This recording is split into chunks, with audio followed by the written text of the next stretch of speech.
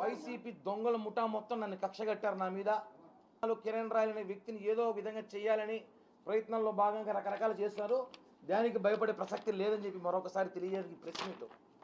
YCP నాయకులు ఈరోజు పొద్దున్న నుంచి కూడా వాళ్ళ ఫేస్బుక్, ట్విట్టర్, ఇన్స్టా ఐడీలలో వాళ్ళు నా మీద ఏమి చేయలేమా, కిరణ్ రాయల్ని ఏదో ఒకటి చేయాలి అనే ఆలోచనతో మాట్లాడుతున్నారు. ఎందుకంటే వాళ్ళకి మామూలే ఆడవాళ్ళు పెట్టి రాజకీయాలు చేయడం జగన్మోహన్ రెడ్డికి అలవాటే.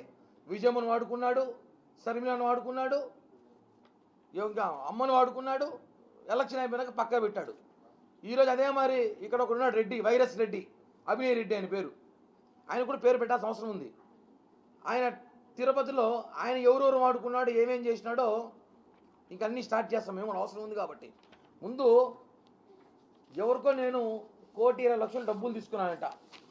ఒక క్రిమినల్ కిలాడి లేడీ, తన పేరు లక్ష్మి.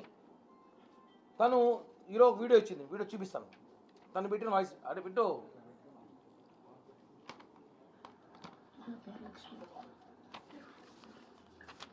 లైఫ్లో ఒకరు నమ్మి చాలా మోసపోయాను. 1,20,00,000 ఇచ్చాను. అప్పులు చేసి అతను నా పిల్లల్ని చంపుతానని బెదిరించి ఎన్నో చేసి కేవలం 30 లక్షలకు నా బాండ్లు చెక్కులు రాయించాడు.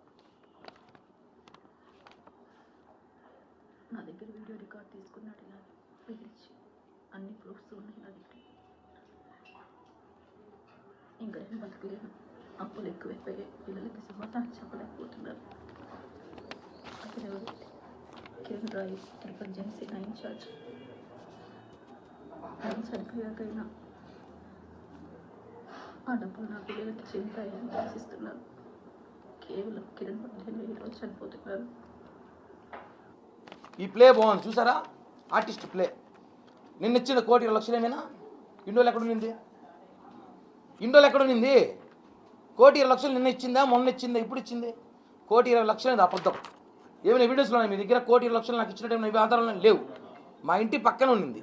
ఏదో చీట్లు డబ్బులు వేసుకుంటే చుట్టుపక్కల ఆడవాళ్ళకి ఇబ్బంది